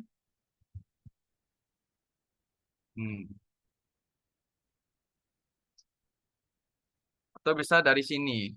Dari sini rekan-rekan sekalian, dari proses. Mari kita coba. Ini untuk data apa namanya? Data referensinya. Data referensinya sudah ada. Ini sudah terselect. Kita coba terlebih dahulu. Ini UTM clip. Bisa kita proses langsung. Apakah dia error? Kita pilih ke mask untuk erase-nya. Kita mask.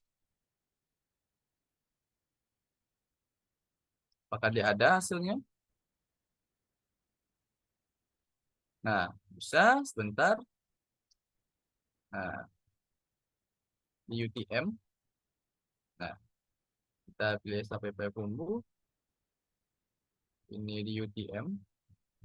Kita proses, kita ambil mouse. Kita UTM ini. Nah, ini hasilnya berantakan jadinya. Nah, dia terlalu besar potongannya jadinya. Nah, karena itu ini harus di eh, centang keduanya. Seperti itu rekan sekalian. Untuk klip geometrinya. Nah, seperti itu untuk proses data vektor. Untuk data vektor ini bisa kita olah lagi. Nanti akan kita olah lagi untuk pembuatan data point nanti dan data apa namanya hillshade, data dam dan data kontur untuk data topografinya. Kita bisa menampilkannya nanti. Yang mana itu namanya interpolasi. Yang mana interpolasi adalah proses memperkirakan nilai di lokasi yang tidak memiliki data langsung berdasarkan nilai yang ada di sekitarnya. Seperti data kita ingin membuat data topografi di suatu daerah dengan model DEM, Digital Elevation Model, dari data titik topografi, data pengukuran topografi, data survei topografi misalnya. Untuk di ArcGIS kita menggunakan yang namanya tools Topo to Raster untuk membuat data topografi. Caranya seperti ini bisa bisa saya hapus terlebih dahulu. Saya hapus, remove. Ini tidak digunakan lagi.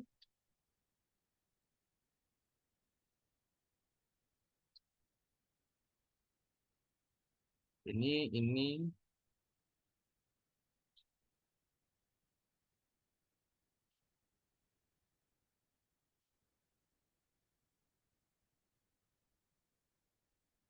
Nah, di remove terlebih dahulu. Nah, kita akan menginterpolasikan data topografi ya, dengan menggunakan tools Topo to Raster. Ini digunakan untuk mengukur suatu keadaan topografi di wilayah pertambangan. Seperti itu rekan-rekan sekalian. Caranya adalah data itu harus dalam bentuk Excel, rekan-rekan sekalian. Harus dalam bentuk Excel atau bisa juga dalam bentuk notes juga bisa. Tapi di sini saya menggunakan Excel, contohnya ini. Di dalam data yang sudah diberikan.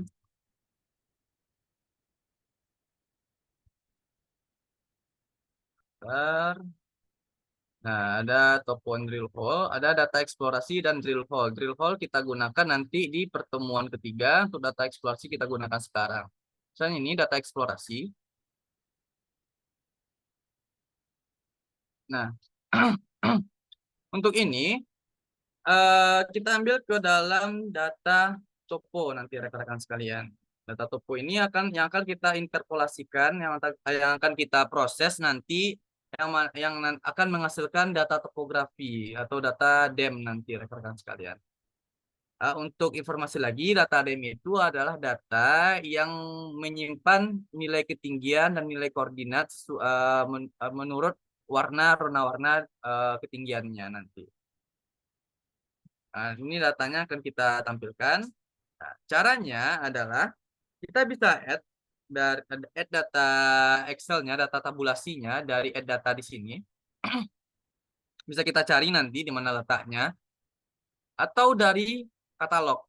Lebih enaknya dari katalog untuk mencarinya. Di mana kita simpan. Misalnya tadi saya simpannya di sini. Di dalam data pelatihan ini. Dan di Topo and Drill Hole. Nah, di sini. Ini data eksplorasi tadi yang sudah yang ini. Ini data eksplorasi tadi. Dan ini dia. Nah, tadi kita menggunakan data topo dan sudah saya masukkan. Cara memasukkannya cukup mudah. Ini kita klik kiri, dan kita drag saja ke dalam. Dan dia akan langsung muncul nanti rekan-rekan sekalian. Dia akan muncul di bagian standalone table nanti seperti ini. Untuk menampilkannya, kita klik kiri, klik kanan lagi di datanya, dan kita display XY data. Nah, sini untuk kita menampilkannya. Ini input tabelnya, ini nama input tabelnya. Output feature kelasnya apa namanya? Ini di mana kita simpan, misalnya di sini saya ingin menyimpannya. Misalnya di sini, di ini kelas. Nah, di sini data topografi. Data topografi. Saya save. Nah, ada X-fill, Y-fill, Z-fill. Nah, ini bisa kita lihat terlebih dahulu di atribut tabelnya. Kita open. Nah, seperti ini rekan-rekan. Nah, ini ada easting, northing, elevasi. Easting untuk X, northing untuk Y, elevasi untuk Z, atau untuk Z-nya. Kita proses di X field, kita klik, kita pilih easting, Y field kita pilih northing, di Z field kita pilih yang namanya elevasi. Nah, koordinat sistem harus kita pastikan. Untuk koordinat sistemnya di sini ya, menggunakan 50N. Rekan-rekan sekalian, ini berada di Kalimantan Utara. Nah, di sini kita pilih sistem koordinatnya. Currency ini tidak apa-apa, dibiarkan saja. Untuk current XY ini harus kita ubah. Dengan cara di sini kita hapus dulu di Word ini. Kita pilih di bagian project. Project kita ambil di UTM. WGS 1984.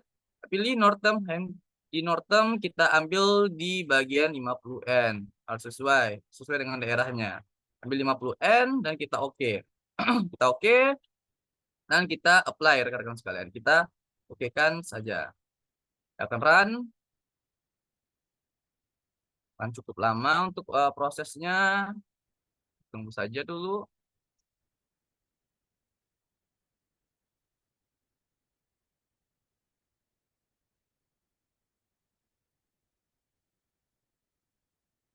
Cukup lama karena ini banyak apa namanya titik-titiknya.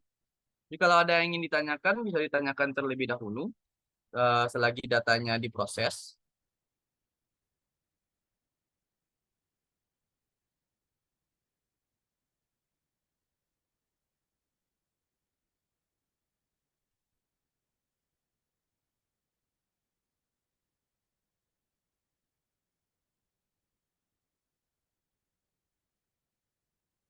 Ini diproses terlebih dahulu. Ini akan memakan waktu cukup lama. Bentar.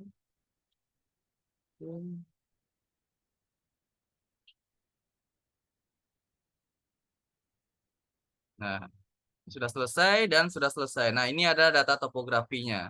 Sesuai dengan data tabulasi yang sudah kita masukkan. Ini juga sudah sesuai dengan data itunya, apa namanya? Data atribut tabelnya. Ini juga sudah sesuai dan juga sama atribut tabel. Kita lihat. Nah, ini untuk data atribut tabelnya. Longitude, latitude, Z-nya ini juga sama. Kita buka juga, open. Nah, ini juga sama. Datanya sama, cuma hanya ada data tambahan. Nah, seperti ini rekan-rekan sekalian. Selanjutnya, kita akan mengolahnya untuk menjadi data topografi. Data titik-titik yang memiliki ketinggian ini. Caranya adalah kita pergi ke analisis. Kita pergi ke tools. Ya. Untuk ekspor ke AutoCAD bisa. Ini. Untuk data ini bisa kita ekspor, tapi ini ada masalah nanti untuk di data ini. Biasanya untuk di ArcGIS, untuk data-data AutoCAD, dia hanya bisa menginput. Kalau mengekspor, dia hanya bisa dalam bentuk SAP ini bisa. Kalau nggak salah dia bisa di-input. Tapi bisa dicoba nanti. Bisa dicoba nanti itu data SAP-nya. Tapi kalau dari AutoCAD ke ArcGIS, bisa langsung diproses nanti. Bisa langsung diproses dalam ArcGIS nanti. Nah, kita lanjut lagi. Di dalam tools, kita pergi ke toolbox-nya. Kita pergi ke 3D Analysis Tools. Kita pergi ke 3D Feature. Maaf, bukan 3D Feature, tapi ke raster. Kita pergi ke Interpolation. Nah, di sini kita ambil di Topo to Raster. Untuk membuat data raster. Ya, terima kasih. Nah, kita di sini menginput data topografi yang sudah kita masukkan ke dalam ArcGIS dalam bentuk SAP point ini. Poin titik yang ada ketinggian. Dengan cara bisa kita pilih dari sini. Data topografi atau kita drag dari sini. Misal saya dari sini saja, biar tidak ribet. Nah, untuk fill ketinggiannya harus jelas yang mana fill ketinggiannya. Kita pilih ke elevasi. Untuk fill ketinggiannya menurut atribut tabel tadi. Di elevasi untuk ketinggiannya. Nah, untuk tipe elevasi ini apa? Ini adalah titik poin. Nah, kita harus ambil di bagian poin elevasi. Nah, ini dibiarkan saja. Ini di mana tempat kita simpan. Topo turasa data satu di apa namanya di mana tempat simpan, tapi kita biarkan saja. Ini kita biarkan saja juga. Ini tidak apa-apa. Kita run. Dan kita langsung run saja. Run.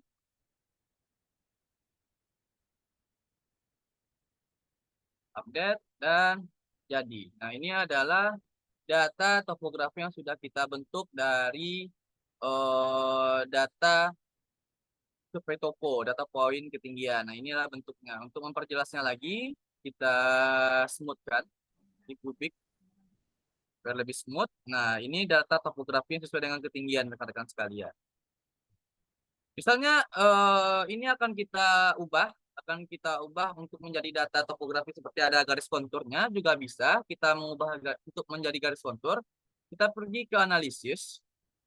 Bisa dari sini, dari apa tab window-nya atau galerinya, kita pilih ke analisis terrain, ambil kontur, atau dari tools, kita pergi ke sini, ke 3D analis, kita ambil raster, kita pilih ke bagian surface, kita ambil di sini kontur, slope atau kemiringan lereng, ada hill shade nanti. Nah, di sini bisa kita pilih.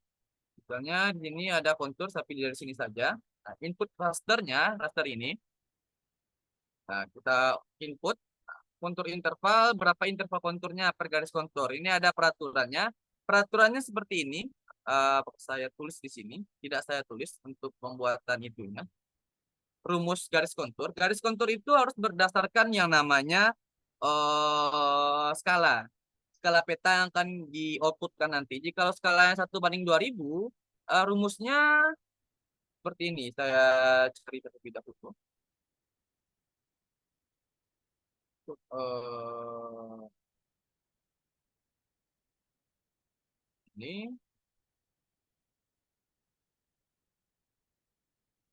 Nah, untuk garis kontur,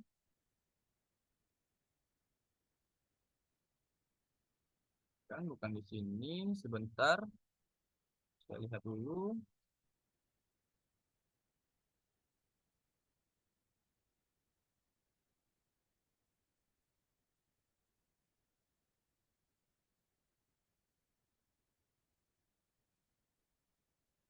Nah, ini untuk pembuatan garis kontur, untuk penentuan ini interval kontur, kontur interval menggunakan rumus ini. 1/2000 dikali skala peta. Jika skala petanya 2000 harus dikali dengan skala 1/2000. Harus sesuai skalanya, harus sesuai dengan interval konturnya. Jangan sampai salah. Misalnya ini kita sudah tentukan skalanya berapa, interval sudah tentukan. Misalnya kontur intervalnya adalah misalnya 50 meter, 50 meter. Base kontur ini tidak usah diisi, z vector tidak usah diisi, ini juga tidak usah diisi, ini kontur type. Artinya kita konturnya bagaimana bentuknya. Apakah kontur saja dengan garis, atau kontur poligon, kontur yang di fill menggunakan poligon, atau shell up. Itu dengan kebutuhan lagi. Dan kontur di sini kita run dengan interval kontur 50 meter. Dan sudah selesai. Ini adalah pembuatan garis konturnya dengan interval kontur 50 meter. Ini untuk interval kontur 50 meter, ini garis konturnya. Tapi untuk data kontur ini, rekan-rekan sekalian, tidak bisa langsung digunakan. Kenapa? Karena data kontur ini terlalu kotak seperti ini. Ini kontur ini terlalu kotak, tidak smooth. Untuk smoothnya, bisa kita lakukan dengan cara di analisis. Untuk bisa kita gunakan di analisis ini. Di tools, kita pilih di sini smooth line namanya.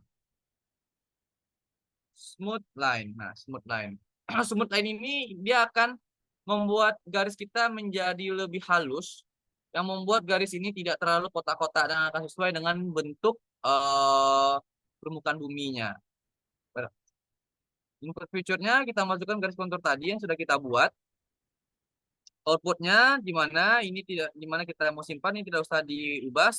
Smooth tolerance-nya bagaimana, berapa meter. Nah, ini untuk ukurannya apa, meter atau bagaimana. Misalnya ini saya gunakan 50 meter. Dan kita run. Nah, dan sudah selesai. Nah, sudah selesai dan kita bisa lihat dan ini lebih smooth. Ini lebih smooth. Ini perbandingannya dari data yang lama. Pembuatan garis kontur. Nah, seperti ini. Dengarkan sekalian. Nah, seperti itu untuk pembuatannya. Dan untuk garis kontur bisa kita labeling karena garis kontur itu dasarnya adalah vektor atau line. Bisa kita labeling nanti. Secara labelingnya ini untuk garis konturnya bisa kita pergi ke labeling. Dan sama lagi di fill-nya kita pilih di sini adalah kontur. Kontur dan kita label. Dan akan muncul nilai ketinggiannya seperti ini rekan-rekan sekalian. Tetapi untuk data topografi, sesuai dengan pertanyaan tadi, apakah bisa di-overlay data 3D-nya dengan data topografi? Kalau untuk tulisan, dia tidak akan muncul dalam bentuk 3D, dia tidak akan muncul kecuali itu adalah poin. Poin baru bisa diberikan label ketinggian. Tapi kalau dia line atau poligon, dia tidak bisa dimasukkan labelnya. Dia tidak akan muncul labelnya. Seperti itu di dalam ArcGIS. Dan ini untuk penampilan label data topografinya. Nah, seperti ini rekan-rekan sekalian. Sebenarnya bisa juga kita olah nanti misalnya untuk mencari kemiringan lerengnya bisa dengan cara tadi untuk analisis analisis geotekniknya mungkin. Di sini di tools lagi di 3D analisis di raster kita kita pergi ke surface, kita pergi ke slope, ke timbangan lereng. Nah, di sini kita bisa pilih measure-nya dalam bentuk apa? Derajat atau dalam persen. Nah, nanti akan muncul data kemiringan lerengnya nanti dan juga bisa kita buat dengan dalam bentuk hillshade. Nah, seperti itu rekan-rekan sekalian. Nah, ini apakah ada pertanyaan dalam interpolasi data topografi? Apakah ada pertanyaan rekan-rekan sekalian?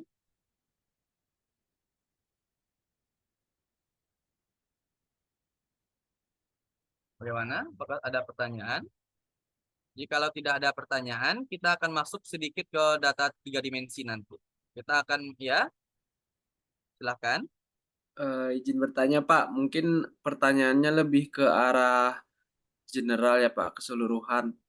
Ya, Kalau misalkan kita sebagai user ArcGIS yang lama, terus beralih ke yang ArcGIS Pro ini, mungkin kalau kesimpulan dari Bapak tuh ada tools-tools yang baru itu apa saja ya Pak? oke. Terus, ada lagi? Kalau saya lihat ya Pak sejauh ini nggak beda jauh sih dari yang ArcGIS sebelumnya. Tapi mungkin karena Bapak sudah ya ibaratnya sudah mempelajari ArcGIS Pro yang baru, nah mungkin boleh dikasih kesimpulan Pak yang membedakan dengan ArcGIS sebelumnya itu apa Pak? Eh, jadi tahu gitu bedanya Pak. Oke, terima kasih. Nah, untuk, maaf, bentar. Nah, untuk pembeda, secara keseluruhan, secara general, untuk ArcGIS Pro dan ArcGIS Desktop itu sama, tapi ada beberapa perbedaan. Nah, perbedaan ini lebih ke dalam apa namanya interface. Ya, memang interface-nya beda, tapi dalam toolsnya ada beberapa perbedaan. Untuk ArcGIS Pro dia lebih menekankan ke dalam processing data 3 dimensinya. Makanya besok di pertemuan ketiga besok itu akan sangat-sangat berbeda dari ArcGIS Desktop atau ArcMap nanti. Dia akan sangat-sangat berbeda. Sampai untuk apa namanya base map dan lain-lainnya akan sangat-sangat berbeda. Nanti akan kita uh, coba nanti. Tapi perbedaannya di sini kita bisa convert 3D atau 2 dimensinya nanti. Dan ini satu lagi. Untuk bocoran, kalau ingin melihat apakah datanya bagaimana, sebentar. Untuk perbedaannya, di dalam ArcMap, kita ubah dulu ini 50N, sebentar.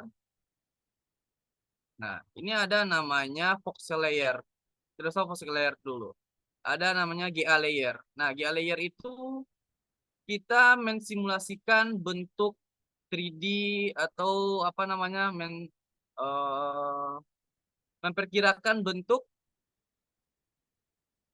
lapisan geologi nanti. Itu namanya GA layer. Nah, contoh GA layer itu seperti ini. Ada nggak contoh GA layer? Sebentar. Desktop. Nah, dia akan lebih ke GA layer nanti. Sebentar, saya saya convert dulu dalam bentuk 3 dimensi to local scene.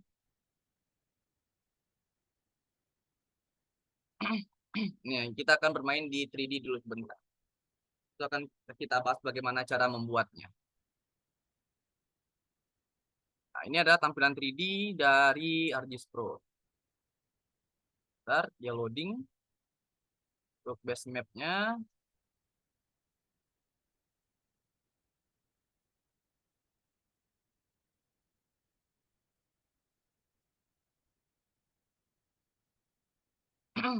Untuk diperjelas lagi, ArcGIS Pro itu dia lebih bermain di 3D. Kita bisa memotong tampilan 3D di sini, di create di sini. Kita bisa ada nanti tampilan lainnya, bisa kita olah lagi. Ini karena kita convert dia agak lama jadinya. Nah, seperti ini. Bisa kita kontur data topo. Nah, misalnya ini. Nah, ini bisa kita olah lagi. Nah, seperti ini. Ini untuk data 3D-nya. Data 3D ArcGIS-Pro. Data 3D ini bentuknya New World Elevation Terrain. Nah, ini belum secara detail saya mainkan di sini karena ini kalau saya mainkan di sini nanti pertemuan besok tidak ada yang mau dibahas lagi nanti. Nah, ini ada lagi namanya saya masukkan saja voxel layer. Ada nama voxel layer. Voxel layer itu ini NCDF mana ya? Mining class logis map data di topo tidak ada georeferencing. Nah, tidak ada sepertinya ini saja referencing tidak drill hole point drill hole. Nah ini misalnya. Nah ini yang namanya GA layer.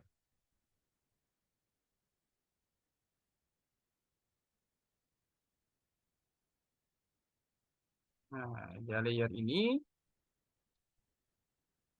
untuk ground. Nah ini adalah GA layer. Bentar.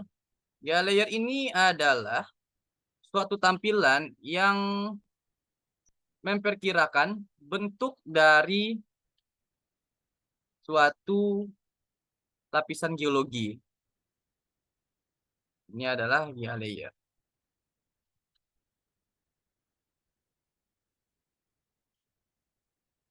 Ntar saya atur dulu, ini agak ribet. Ini saya copy. Nah, besok saya akan jelaskan kenapa seperti ini. Saya paste. Nah, ini saya masukkan ke bawah permukaan bumi sebentar. Drill hole, properti, elevasi ini di minus di koordinat. Oke.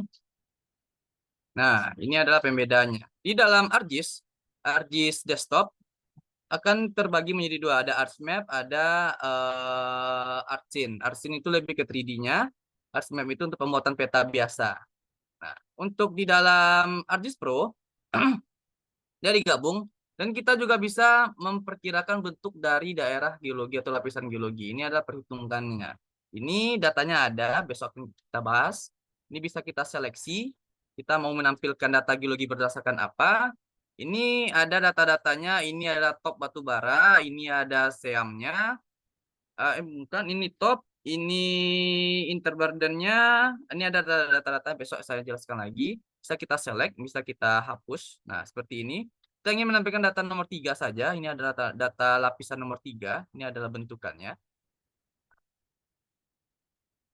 Nanti juga besok kita juga akan membahas yang mengenai sayatan-sayatan geologinya nanti sesuai dengan bentuk permukaan bumi, perkiraannya bagaimana. Dan ini untuk bagian bawahnya, nah, bottomnya seperti ini. Nah, ini akan kita bahas nanti. Seperti itu. Nah, ini adalah data geologi. Ini yang akan kita bahas. Besok kita akan lebih membahas ke data geologi besok di dalam industri pertambangan. Bagaimana?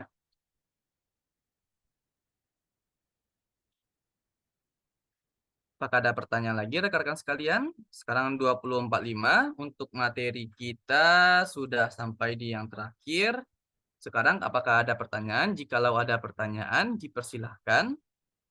Ini data-datanya yang saya masukkan ini cukup major, cukup umum karena datanya bisa dikatakan sulit didapatkan dan juga restrict atau terlarang kalau kita gunakan secara sembarangan. Karena ini apa namanya? Datanya data-data yang umum yang saya gunakan terlebih dahulu. Tapi untuk besok, untuk di pertemuan ketiga, kita akan membahas pemodelan stockpile, penghitungan volume, penghitungan area nanti, habis itu pemodelan data dam, bagaimana caranya sesuai dengan bentuk permukaan bumi yang seharusnya, di mana kalau di industri pertambangan itu bentuk permukaan buminya pasti akan selalu berubah, akan selalu berubah tergantung dari proses industri pertambangan yang ada. Nah, pasti akan selalu berubah dan tidak bisa digunakan selalu bentuk yang itu saja. Dan oleh karena itu kita akan mengolahnya nanti bagaimana caranya dia bisa muncul seperti itu terus. Dan kita juga bisa mengekspor dalam bentuk WebGIS nanti ataupun yang lain-lainnya. Nanti bisa kita bahas lagi. Sampai sekarang apakah ada pertanyaan rekan-rekan sekalian? Untuk ini apakah ada pertanyaan? Untuk yang tadi ini data topografi. Yang data topografi tadi, bentar warnanya ini topografi raster normal.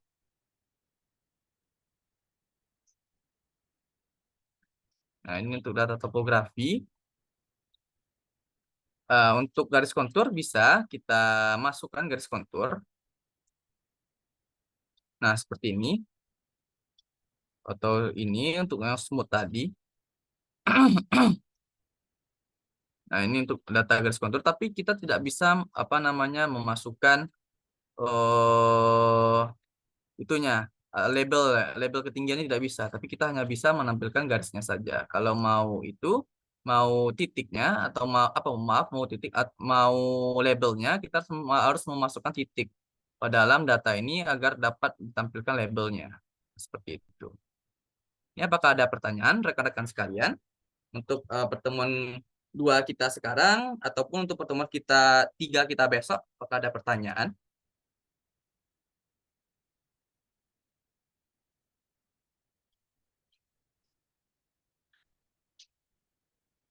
Oke, kita masuk ke sini.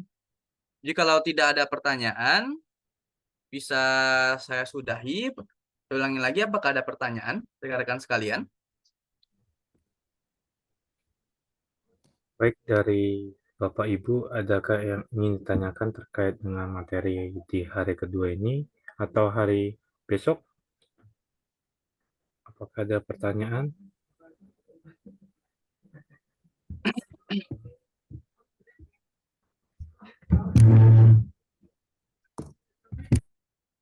Jikalau tidak ada pertanyaan, tidak apa-apa, bisa saya kembalikan lagi kepada Mas yang membuka tadi. Saya persilahkan, terima kasih. Saya kembalikan.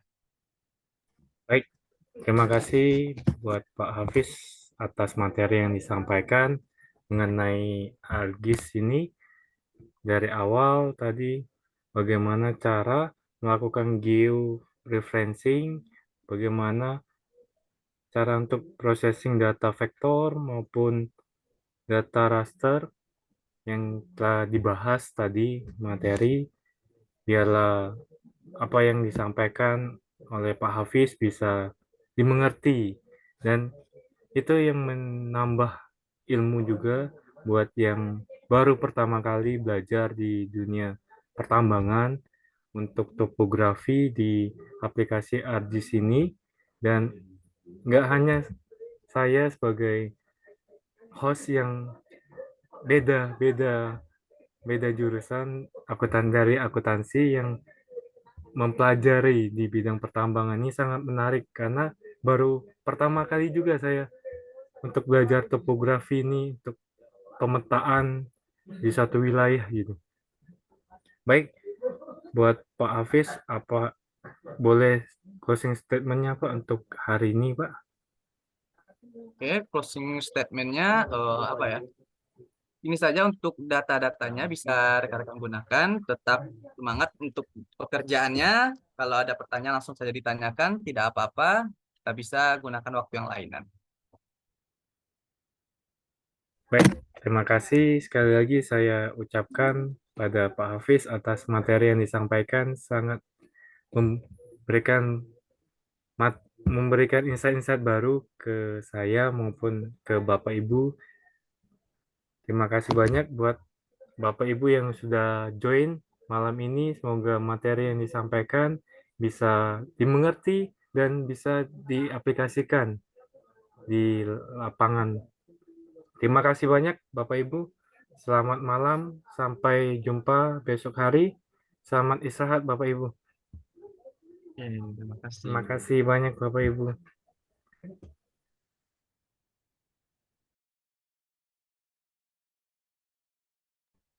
Selamat malam semua Bapak Ibu.